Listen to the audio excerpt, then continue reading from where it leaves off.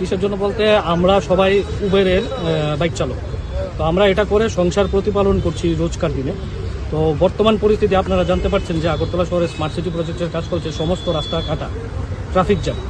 তো আমরা দীর্ঘদিন ধরে কোম্পানিকে বলছি, উবেরকে, যে আমাদের ভাড়াটা একটু ইনক্রিজ করার জন্য।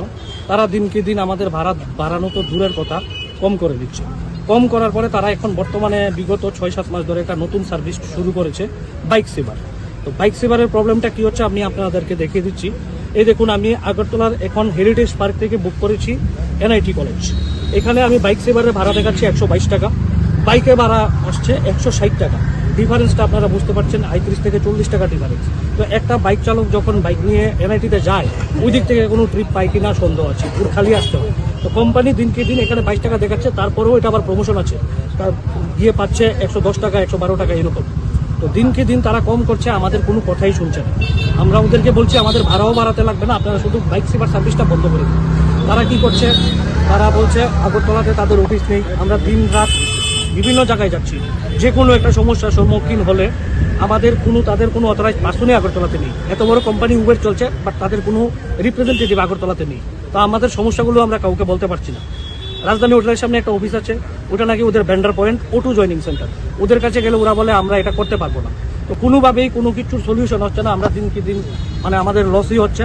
তাই আমরা আজকে সবাই মিলিত এই ডিসিশন নিয়েছি, আমরা আগরতলাতে আজকে থেকে উবেরের বাইক পরিষেবা সম্পূর্ণরূপে অনির্দিষ্টকালের জন্য বন্ধ করে দিচ্ছি। তোমরা সবাই রাজি তো আমার সাথে?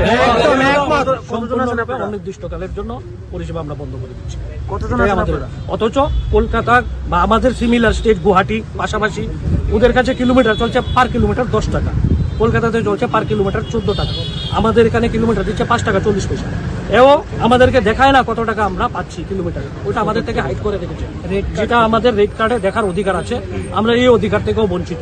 তাই আমরা ডিসিশন নিয়েছি আজকে থেকে অনির্দিষ্টকালের জন্য আগরতলাতে উবেরের মোটো বাইক সার্ভিস, শুধু বাইক, অটো না কিন্তু, আমরা বাইক চালক সবাই বাইক সার্ভিস অনির্দিষ্টকালের জন্য আমরা বন্ধ করে দিচ্ছি। কতজন রয়েছেন টোটাল আগরতলাতে? আগরতলাতে টোটাল অ্যাক্টিভেট আছে 400, আমার এখানে প্রেজেন্ট আছে আজকে 200 ড্রাইভার।